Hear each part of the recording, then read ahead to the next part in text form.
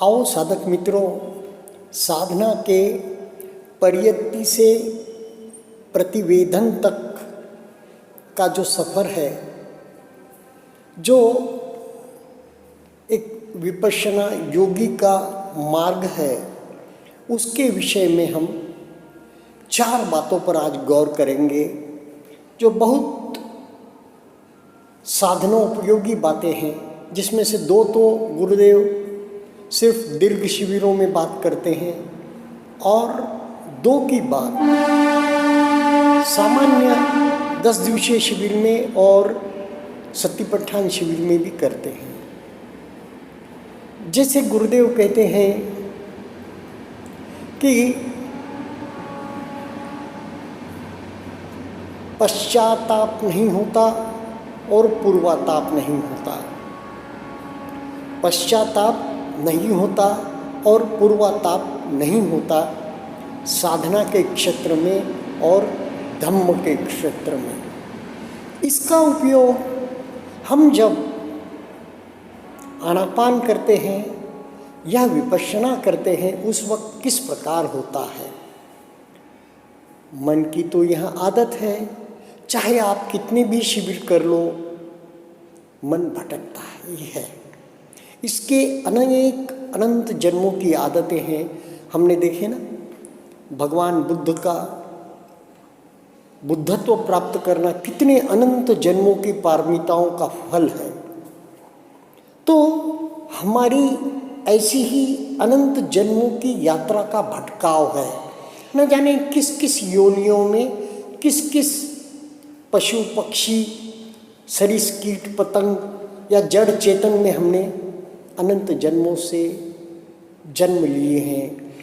तो हर जन्म में शायद मन को एक ही आदत है, भटकना भटकना भटकना। तो आज आनापान के दिनों में हमें आनापान का आलंबन मिला, आने वाली सांस, जाने वाली सांस, और ऊपर वाले होठ के ऊपर नासिका के नीचे का तिकोना हिस्सा मिला, जहाँ पर काम करना है। लेकिन साधक देखता है बार बार मन भटकता है। गुरुदेव कहते हैं ना कि बार बार मन भटकेगा, लेकिन मुस्कुरा कर पहले प्रयत्नपूर्वक उसे वहाँ पर लाने की चेष्टा, यत्न करे, तिकोने हिस्से पर लाए और आने वाली सांस को आने वाला जाने, जाने वाली सांस को जाने वाला जाने। और वहाँ तिकोने हिस्से पर, छोटे तिकोने हिस्से पर क्या संवेदना हो रही है, क्या कुछ घट रहा है, उस तिकोने हिस्से को भी जानते रहे, पर मन भटकता है। तो गुरुदेव कहते हैं साधना के क्षेत्र में, धर्म के क्षेत्र में पूर्वाताप नहीं होता, पश्चाताप नहीं होता। यह वाक्य ब्रह्म वाक्य है मित्रों। यह वाक्य दोनों जगह हमें प्रेरणा देगा, हमारे को मार्ग प्रशस्त करेगा साधना का, हमें गोत्रभू करेगा। गोत्रभू शब्द का उपयोग करते हैं गुरुदेव, कल्याण मार्गी करेगा। हो सके हम चुल्ल सोतापन्न न होए हो, सोतापन्न भी नहीं, सोतापन्न तो दूर की बात, तो कल्याण मार्गी तो है गोत्रभू। तो उसमें पूर्वाताप यानी कि हम जो चिंताएं करते हैं, पूर्वताप यानी कि आगे आने वाले घटनाओं की, व्यक्तियों की, परिस्थितियों की, हम जब ध्यान साधना को बैठे हैं, चाहे आनापान हो या विपश्यना हो, मन को तो भटकना है। भटकना है तो फिर चिंताओं की ओर, कुछ आशंकाओं की ओर, भय की ओर वो दौड़ता है, संशय की ओर दौड़ता है। तो गुरुदेव उसे रोकने के लिए हमारे को अस्त्र देते हैं कि साधकों, साधना में, धर्म में पूर्वाताप नहीं होता। तो तुरंत ऐसा कोई चिंता, संशय या कोई व्यग्रता आ जाए या कुछ भविष्य की विषय में आशंकाएं उठ जाए, तुरंत कहना गुरुदेव का ब्रह्म वाक्य है कि साधना के क्षेत्र में पूर्वाताप नहीं होता। फिर दूसरा क्षेत्र है भूतकाल में विचरण करता है, भविष्य छोड़कर जैसे ही उस पर रोक लग गई कि पूर्वाताप नहीं होता, रुक जाता है और फिर भूतकाल में चला जाता है। ऐसा ऐसा हो गया था, मैंने ऐसा ऐसा कर दिया था, उसका पश्चाताप। जो घटना घट गई है, हमें वर्तमान में रहना है। तथागत हमें वर्तमान में रहना सिखाते हैं, पर मन भूत में रममाण हो जाता है और वो पश्चाताप करने लगता है, रुदन करने लगता है, क्रंदन करने लगता है। तो गुरुदेव उसे भी रोकने के लिए हमें आज्ञा दे चुके हैं, निर्देश दे चुके हैं कि साधना के क्षेत्र में, धम्म के क्षेत्र में पश्चाताप नहीं होता। तो तुरंत हमने ऐसा विचार उठते ही याद करके उस पर रोक लगानी चाहिए। कुछ कुछ बातें हमें चिंतनमय प्रज्ञा पर, श्रुतमय प्रज्ञा पर और भावनामय प्रज्ञा पर बिल्कुल कोर लेनी चाहिए या उसे एनग्रेव कर लेना चाहिए कि मुझे पूर्वाताप भी नहीं लेना, मुझे पश्चाताप भी नहीं लेना। फिर भी मन कहीं न कहीं कोई गली ढूंढ कर चला ही जाता है, तो भटकता है। तो कुछ देर बाद उसे इन वाक्यों के साथ पूर्व वापस से हमारी साधना के आलंबन पर, यानी कि सांसों पर, संवेदनाओं पर लाना चाहिए। उसके अलावा मन क्या करता है, गुरुदेव अब ये दीर्घ शिविरों में उदाहरण देते हैं। भटकने के लिए क्या करता है, आम जीवन में भी और साधना के क्षेत्र में भी।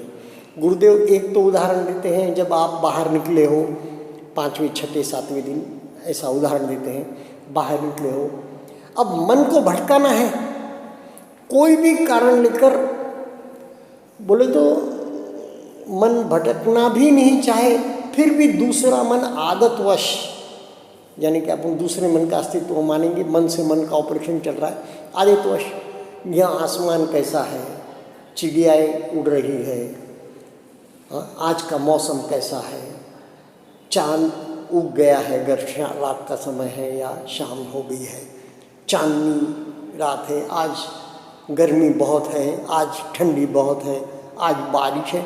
इस प्रकार मन, गुरुदेव कहते हैं औखित चक्षु रहो, पर मन क्या करेगा, इधर उधर आंखें फाड़ फाड़ कर मौसम को या हरितिमा को, झाड़ों को, वृक्षों को, चिड़ियाओं को देखेगा। तो यह आलंबन मन उकसाता है मन को ही, यह उकसाना बंद हो इसलिए गुरुदेव निर्देश देते हैं। वैसे ही क्या है, एक साधक की जिंदगी, आम जिंदगी में भी साधक ने बड़ा औखित चक्षु रहना चाहिए। जो औखित चक्षु आम जिंदगी में कैसा रहेगा, जो उसके व्यवसाय से, उसके धनार्जन से संबंधित बातें हैं, उनको तो देखें, उन पर गौर करें, उनके बारे में पढ़ें, उसकी बहुत प्रगति होगी, क्योंकि उसने साधना की है, एकाग्रता आई है।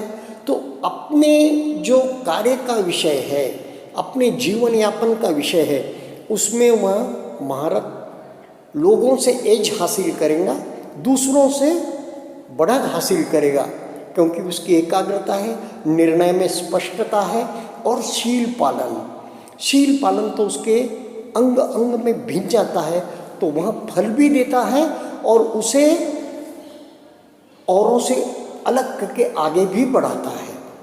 तो उसमें जरूर करना। पर गुरुदेव कहते हैं कि पृथ्वी से चांद की दूरी कितनी है, कितने माइल्स है, तो माइल्स के किलोमीटर कितने होते होंगे, तो फिर वह ग्रह कितने दूर है, ऐसे अनंत विषय है। जैसा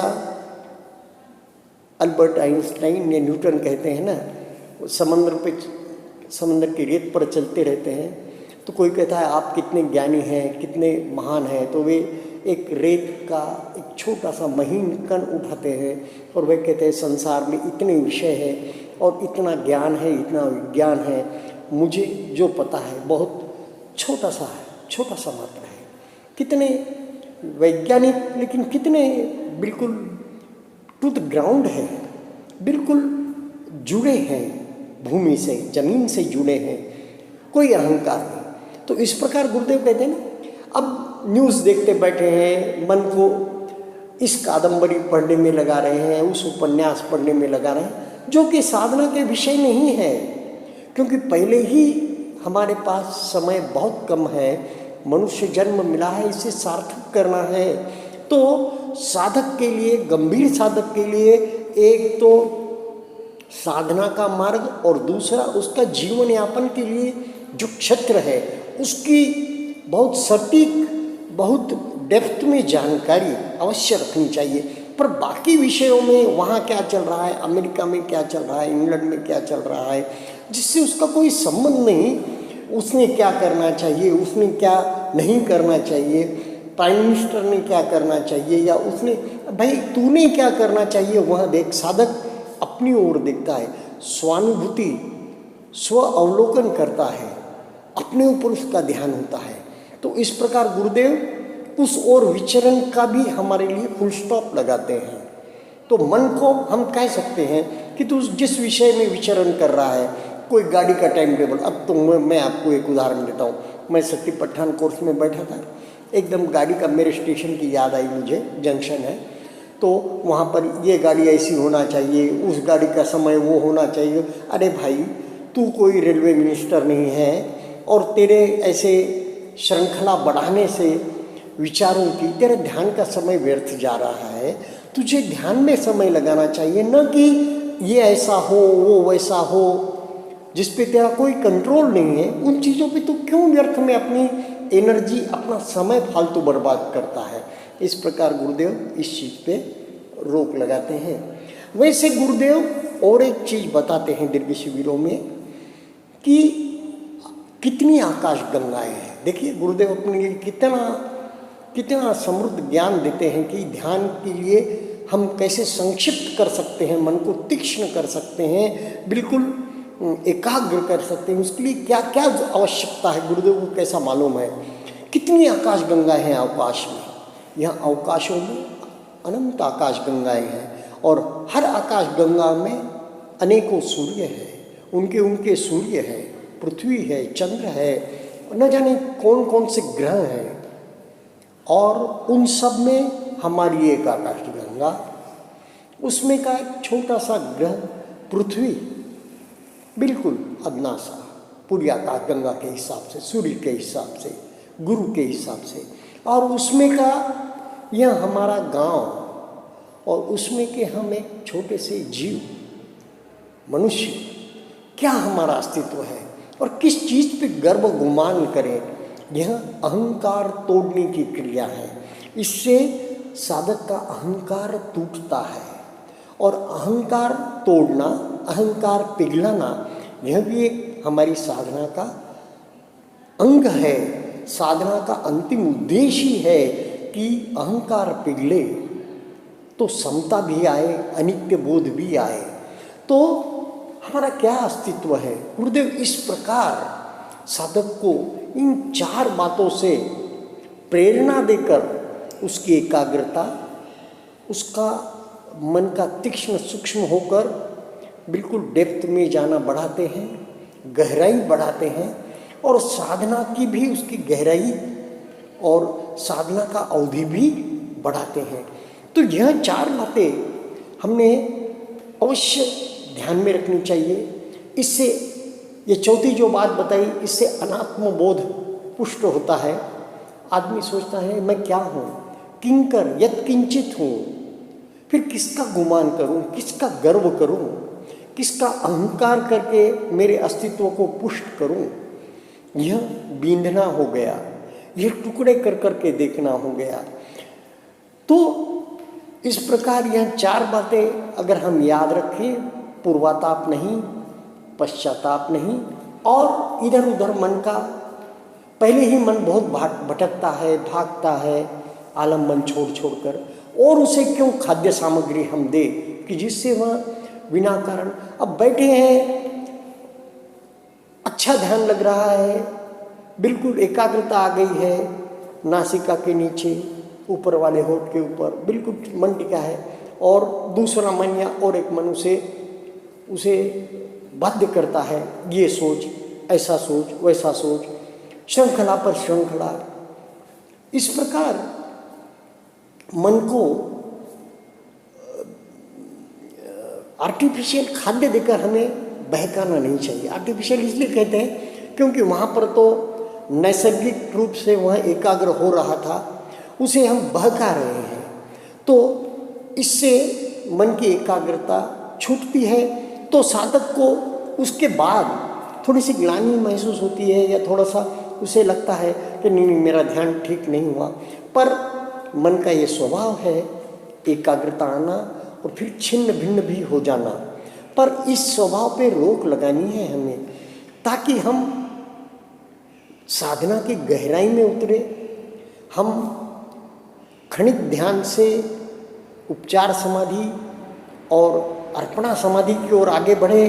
इसलिए बहुत आवश्यक है कि जो जो चीज़ें इस प्रकार मन की एकाग्रता में बाधक होती है, उन चीज़ों से हम परहेज करें, उन चीज़ों पर उनके उठते ही रोक लगाए।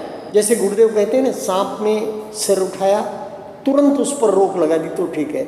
जब वह उठकर बांबी ऊपर उठा ली, उसने ऊपर तक उड़ गया, फिर हम उसमें लोट पलोट करने लग जाते हैं, उनमें बहकने लग जाते हैं, उन विचारों को, उन वितर्कों को विचारों में परिवर्तित करके हम फिर